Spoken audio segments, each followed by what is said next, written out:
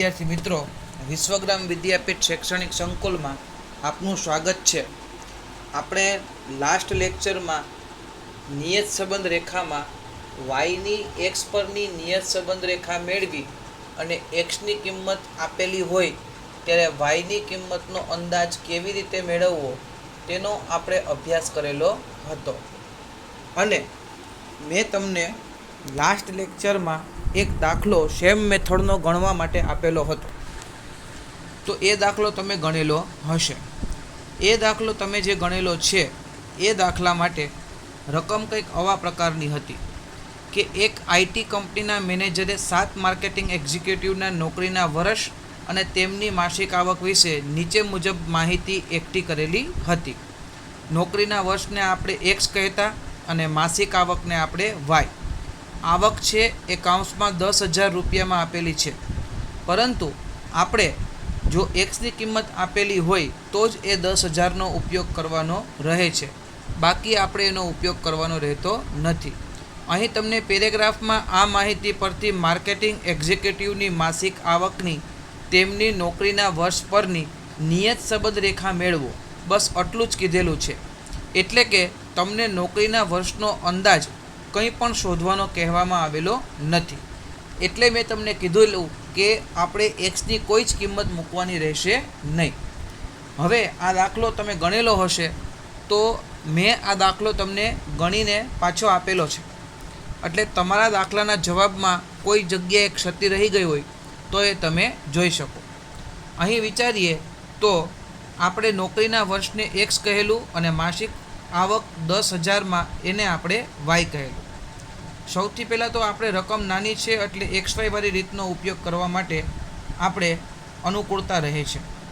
સૌથી પહેલી કોલમ આપણે બનાવેલી છે એક્સ વાય। એક્સ વાયની જે કોલમ આપણે બનાવેલી છે એ કોલમમાં જો આપણે વિચારીએ તો એક્સ ગુણ્યા વાય એટલે 10 ગુણ્યા 11 એટલે 110, 6 7 42, 8 9 72, 5 5 25 અને 9 6 54, 7 8 56, 11 10 110। એક્સ વર્ગની કોલમ બનાવીએ તો એક્સનો વર્ગ આપણે કરવાનો રહેશે। અહીં આપણે એક્સનો વર્ગ વિચારીએ તો એક્સનો વર્ગ છે એ શું થઈ શકે એ આપણે જોઈ લઈએ। તો કે 10નો વર્ગ 100, 6નો વર્ગ 36, 8નો વર્ગ 64, 5નો વર્ગ 25, 9નો વર્ગ 81, 7નો વર્ગ 49 અને 11નો વર્ગ 121। આવી રીતે આપણી પાસે સિગ્મા એક્સ મળશે 56, સિગ્મા વાય મળશે 56, સિગ્મા એક્સ વાય આપણી પાસે છે 469 અને સિગ્મા એક્સ વર્ગ છે એ આપણી પાસે છે 476। હવે આપણને ખ્યાલ જ છે કે નિયત સંબંધ રેખામાં આપણે એક્સ બાર અને વાય બાર ફરજિયાત શોધવો પડે છે, કારણ કે એનો ઉપયોગ આપણે એ શોધવામાં કરીએ છીએ, એ બરાબર વાય બાર માઇનસ બી એક્સ બાર। એના માટે આપણે ફરજિયાત એક્સ બાર અને વાય બાર જોઈશે। આપણે એક્સ બાર મેળવીએ સિગ્મા એક્સના છેદમાં એન। આપણી પાસે સિગ્મા એક્સ છે 56 અને કુલ અવલોકનોની જે સંખ્યા છે એ આપણી પાસે છે 7, એટલે 56 ડિવાઈડ બાય 7 કરીએ તો આપણી પાસે એક્સ બાર મળશે 8। વાય બાર બરાબર સિગ્મા વાયના છેદમાં એન। સ્વાભાવિક વાત છે કે સિગ્મા વાય પણ 56 જ છે આપણી પાસે, એટલે 56ના છેદમાં 7 એટલે આપણી પાસે વાય બાર પણ કેટલો મળી જશે તો કે 8। તો અહીં આપણી પાસે એક્સ બાર 8 છે, વાય બાર 8 છે, સિગ્મા એક્સ 56 છે, સિગ્મા વાય 56 છે, સિગ્મા એક્સ વાય 469 છે અને સિગ્મા એક્સ વર્ગ આપણી પાસે છે 476। હવે આપણને ખ્યાલ છે એ મુજબ આપણે સૌથી પહેલાં તો અહીં બીની કિંમત શોધવાની રહેશે। મેં તમને કમ્પ્લીટ દાખલો ગણીને જ આપેલો છે, તમે જોઈ શકો છો। બીનું સૂત્ર મૂકેલું છે જે આપણે ટૂંકા દાખલા તરીકે વાપરીએ છીએ ટૂંકા સૂત્રમાં, કે બી બરાબર N sigma X Y minus sigma X sigma વાયના છેદમાં એન સિગ્મા એક્સ વર્ગ માઇનસ સિગ્મા એક્સ એનો વર્ગ।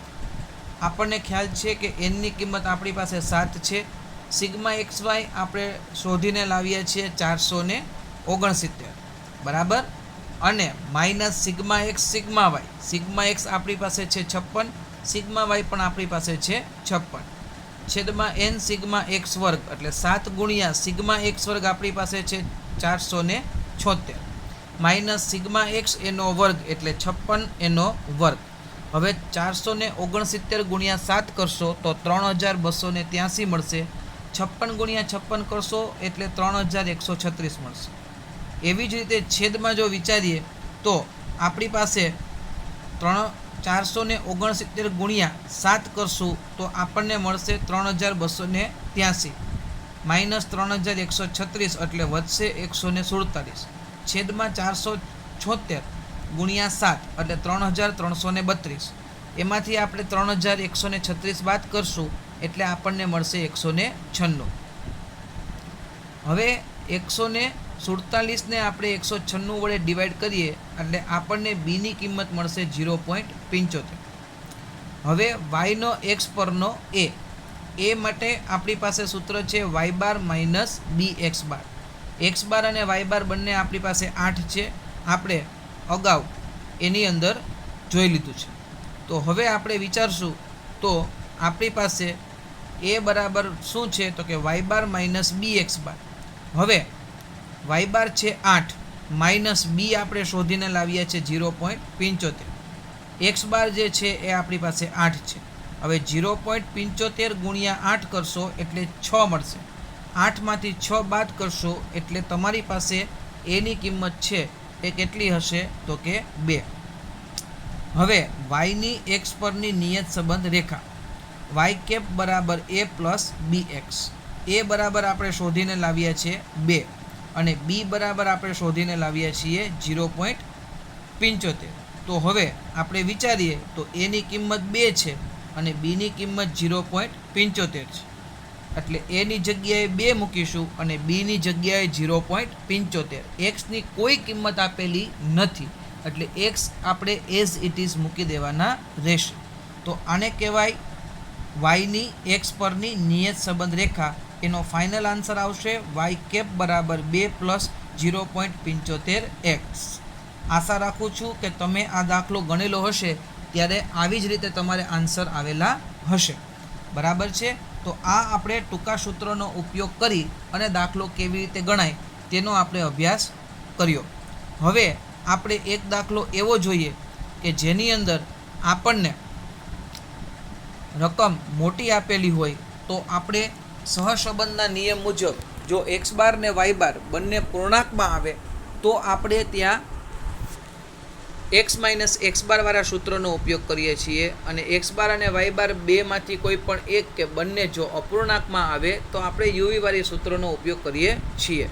હવે ખાસ રકમને સમજીએ. એક કંપનીની કારના સર્વિસ સેન્ટરમાં અકસ્માત પામેલી કારના સમારકામ માટે લાગતો સમય અને સમારકામ ખર્ચ વચ્ચેનો સંબંધ જાણવા નીચે મુજબ માહિતી એકઠી કરવામાં આવેલી છે. કારના સમારકામ માટેનો સમય એને આપણે એક્સ કહેશું અને સમારકામનું ખર્ચ 1000માં એને આપણે શું કહેશું વાય. જો આપણને એક્સની કોઈ કિંમત આપેલી હશે તો એ મૂકીશું અને જો નહીં આપેલી હોય તો આપણે લાસ્ટ દાખલો જેમ ગણેલો એવી રીતે આપણે સમીકરણ સ્વરૂપે અન્વયોજન દર્શાવી દઈશું. હવે અહીં પેરેગ્રાફમાં જો તમે વાંચો તો આ માહિતી પરથી વાય કાઉન્સમાં સમારકામનું ખર્ચ ની એક્સ કાઉન્સમાં સમારકામનો સમય પરની નિયત સંબંધ રેખા મેળવો. જો કારને સમારકામ માટે 50 કલાક લાગતા હોય તો તેના સમારકામના ખર્ચનું અનુમાન મેળવો. સમારકામ માટે 50 કલાક લાગતા હોય તો સમયને આપણે એક્સ કીધું છે એટલે આપણને અહીં એક્સની કિંમત આપેલી છે. આપણે એક્સ બરાબર 50 લઈ અને દાખલામાં આગળ વધીશું. પણ આપણને વાયનો અંદાજ મેળવવાનો છે તો વાય જે છે એ આપણને કાઉન્સમાં 1000 રૂપિયામાં આપેલું છે. તો મેં તમને લાસ્ટ લેક્ચરમાં કહેલું એ પ્રમાણે કાં તમારે ગુણ્યા 1000 કરવા પડશે અથવા તો તમારે શબ્દમાં 1000 રૂપિયા એવો શબ્દ લખવો પડશે. તો ચાલો આપણે જોઈએ આ દાખલો આપણે કેવી રીતે ગણી શકીએ. સૌથી પહેલાં તો તમે વિચારો તો અહીં આપણી પાસે n બરાબર 6 છે. હવે n બરાબર આપણી પાસે 6 છે એટલે આપણે સિગ્મા એક્સ ને સિગ્મા વાય કોષ્ટકમાં શોધેલા જ છે. સિગ્મા એક્સ આપણી પાસે મળેલા છે કેટલા તો કે 204 બરાબર અને સિગ્મા વાય આપણી પાસે છે 174. આપણે એક્સ બાર અને વાય બાર શોધીએ તો એક્સ બાર બરાબર સિગ્મા એક્સના છેદમાં એન. 204ને આપણે 6 વડે ડિવાઈડ કરીએ તો આપણી પાસે એક્સ બાર મળે છે 34. હવે આપણે વાય બાર બરાબર સિગ્મા વાયના છેદમાં એન કરીએ તો સિગ્મા વાય આપણી પાસે છે 174. 174ને આપણે 6 વડે ડિવાઈડ કરીએ તો આપણી પાસે વાય બાર મળશે 29. તો વિદ્યાર્થી મિત્રો, આપણા સહસંબંધાંકમાં જે નિયમ વાપરતા એ મુજબ અહીં એક્સ બાર અને વાય બાર બંને પૂર્ણાંકમાં આવે છે, તો પછી આપણે અહીં એક્સ માઇનસ એક્સ બાર વાળી રીતનો ઉપયોગ કરશું. બરાબર છે? તો સૌથી પહેલી કોલમ તમને ખ્યાલ છે એ મુજબ આપણે એક્સ માઇનસ એક્સ બારની કોલમ બનાવશું. એક્સ બાર આપણી પાસે છે 34. 32માંથી 34 જાય તો -2. 40માંથી 34 જાય તો 6. 25માંથી 34 જાય તો -9. 29માંથી 34 જાય તો -5. 35માંથી 34 જાય તો 1 વધે. 43માંથી 34 જાય તો 9 મળે. આપણને ખ્યાલ જ છે કે એક્સ માઇનસ એક્સ બાર અને વાય માઇનસ વાય બારનો સરવાળો હંમેશા 0 જ મળે, કારણ કે એ મધ્યકથી લીધેલા વિચલનો છે અને મધ્યકથી લીધેલા વિચલનોનો સરવાળો હંમેશા શૂન્ય થાય. એટલે ચેક કરી લઈએ તો -9 અને -2 અને -5 એટલે 9 ને 5 14, 14 ને 2 -16. એવી રીતે પ્લસમાં વિચારીએ તો 6 ને 1 અને 9 એટલે 9 ને 6 15 ને 1 16. 16 માઇનસ અને 16 પ્લસ એટલે એક્સ માઇનસ એક્સ બાર આપણી પાસે મળશે કેટલા? તો કે 0. આવી જ રીતે આપણે વાય માઇનસ વાય બારની કોલમ બનાવીએ તો આપણી પાસે વાય બાર છે 29. હવે આપણે વાય માઇનસ વાય બારની કોલમ બનાવીએ તો 25માંથી 29 જાય તો -4. 35માંથી 29 જાય તો 6. 18માંથી 29 જાય તો -11. 22માંથી 29 જાય તો -7. 28માંથી 29 જાય તો -1 અને 46માંથી 29 જાય તો 17. અહીં પણ તમે માઇનસ અને પ્લસ ચેક કરી લેશો, જેથી કરીને વાય માઇનસ વાય બાર છે એ 0 મળશે. હવે આપણે વિચારીએ તો ત્યાર પછીની કોલમ છે x minus x bar Y minus Y બાર. એટલે એક્સ માઇનસ એક્સ બાર અને વાય માઇનસ વાય બાર બંનેનો ગુણાકાર કરીશું. 4 2 8 પણ માઇનસ માઇનસ પ્લસ. 6 6 36. 11 9 99. 5 7 35. 1 1 1. જો મિસ્ટેક ન થાય પ્લસ માઇનસ માઇનસ એટલે 1 છે એ માઇનસ રહેશે અને 17 ગુણ્યા 9 કરીશું એટલે 153 પડશે.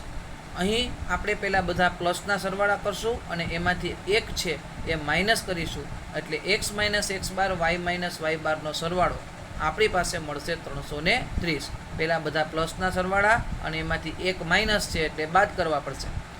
હવે છેલ્લી column x minus x bar square એટલે આપણે એક્સ માઇનસ એક્સ બારની જે કોલમ છે એનો વર્ગ કરીશું. 2નો વર્ગ 4, 6નો વર્ગ 36, 9નો વર્ગ 81, 5નો વર્ગ 25, 1નો વર્ગ 1 અને 9નો વર્ગ 81. એનો મતલબ એવો થયો કે sigma x minus x bar square આપણી પાસે છે 228. તો આપણી બધી જ કોલમો અહીં તૈયાર થઈ ગઈ છે. અહીં એક્સ બાર અને વાય બાર પૂર્ણાંકમાં મળેલા છે એટલે આપણે એક્સ માઇનસ એક્સ બારના સૂત્રનો ઉપયોગ કરીએ છીએ. બરાબર? જો તે અપૂર્ણાંકમાં હોત તો આપણે યુવીવાળા સૂત્રનો ઉપયોગ કરી શકીએ. બરાબર છે?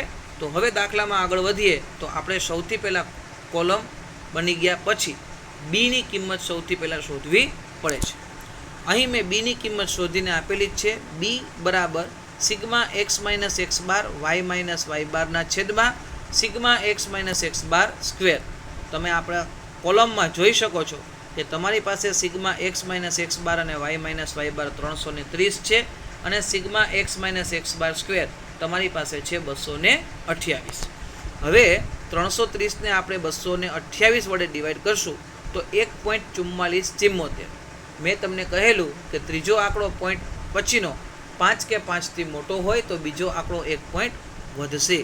એટલે બીની કિંમત આપણી પાસે એપ્રોક્સિમેટલી 1.45 થશે. હવે આપણે શોધીશું એ. તો એક્સ બાર વાય બાર અને બીની કિંમતો આપણે એના સૂત્રમાં મૂકીએ. એનું સૂત્ર આપણી પાસે છે વાય બાર માઇનસ બી એક્સ બાર.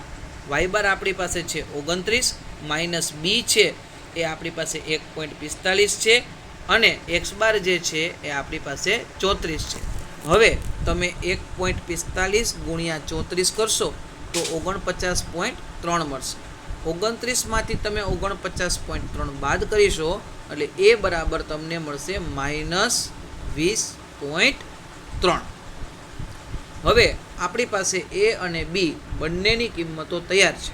તો હવે આપણે ફક્ત સમીકરણમાં કિંમત મૂકવાની રહેશે. આપણે લખેલું જ છે કે વાયની એક્સ પરની નિયત સંબંધ રેખા. હવે વિચારીએ તો શું મળે છે, તો કે વાય કેપ બરાબર એ પ્લસ બી એક્સ. એ આપણે શોધીને લાવ્યા 20.3 પણ કેવા છે, માઇનસ, વત્તા 1.45 એક્સ. જો આપણને કંઈ ન કીધેલું હોત તો આ આપણો ફાઇનલ આન્સર થાય. પણ એણે તમને રકમમાં કીધેલું છે એક્સની કિંમત તમારે કેટલી લેવાની છે, તો કે 50 લેવાની છે. મેં તમને રકમની શરૂઆતમાં સમજાવી દીધું કે જુઓ સમારકામ ખર્ચ 50 કલાક ચાલે તો કેટલો ખર્ચ થશે. એટલે સમારકામના સમયને આપણે એક્સ કહેલું છે, એટલે એક્સ બરાબર આપણે 50 લઈને આગળ વધવાનું થશે. હવે આપણે એક્સ બરાબર 50 મૂકીએ તો આપણી પાસે સમીકરણ છે -20.3 પ્લસ 1.45 ગુણ્યા 50. હવે -20.3 વત્તા 1.45 ગુણ્યા 50 કરશો એટલે 72.5 આવશે. પણ એ માઇનસમાં છે 20.3 એટલે માઇનસ પ્લસ માઇનસ 72.5માંથી 20.3 બાદ કરીશું એટલે 52.2. આપણને ફાઇનલ વાય કેપ એટલે કે આપણી પાસે જે કિંમત છે એ મળશે 52.2. પણ મેં તમને કહેલું એ પ્રમાણે કે તમને કોષ્ટકમાં રકમ પોતે હજારમાં આપેલી છે, એટલે કાં તો તમારે 52.2 ગુણ્યા 1000 એવું કરી અને એનું સાદુરૂપ આપવું પડે અને પછી નીચે થિયરિકલ વર્ડ્સમાં તમારે લખવું પડે. અહીં મેં ડાયરેક્ટ લખી નાખેલું છે કે આમ જ્યારે સમારકામનો સમય 50 કલાક હોય ત્યારે સમારકામ અનુમાનિત ખર્ચ 52.2 કૌંસમાં 1000 રૂપિયા થાય. તમે અહીં ગુણાકાર વડે પણ દર્શાવી શકો છો. 52.2 ગુણ્યા 1000 તમે કરીને આન્સર લખી શકો છો. પણ છતાંય એ કર્યા બાદ પણ તમારે નીચે વાક્ય તો લખવું પડે છે, જેના તમારા માર્ક્સ કપાય નહીં. બરાબર છે? આશા રાખું છું કે આ દાખલો તમને સમજાઈ ગયો હશે. હવે આપણે રેગ્યુલર સેમ મેથડનો એક દાખલો તમારા માટે મૂકીએ જ છીએ. અહીં મેં તમને સેમ મેથડનો દાખલો આપેલો છે કે એક વસ્તુના ભાવ અને તેની માંગ વિશે નીચે આપેલ માહિતી પરથી માંગ અને ભાવની નિયત સંબંધ રેખા મેળવો. જ્યારે ભાવ 20 રૂપિયા હોય ત્યારે માંગનું અંદાજ મેળવો. હવે ભાવ છે એને આપણે એક્સ કહીશું અને માંગને આપણે વાય. અહીં તમને ભાવ 20 રૂપિયા આપેલા હોય ત્યારે માંગનો અંદાજ મેળવવાનો કીધું છે. હવે જો આપણે ભાવને એક્સ કહેતા હોય એનો મતલબ એવો થાય કે આપણે એક્સ બરાબર 20 લઈને આગળ વધવાનું છે. પણ આપણી પાસે માંગ છે એ કૌંસમાં 100 એકમમાં છે, એટલે એક્સની કિંમત મૂકી દીધા પછી જે ફાઇનલ આન્સર આવે એને તમારે 100 વડે ગુણવા પડશે, અથવા તો શબ્દોમાં પણ લખો તો પણ ચાલે. રેડી? આ દાખલો તમારે હોમવર્કમાં ગણવાનો છે, જે તમારા સ્વાધ્યાય 3.1નો છે. ઓકે.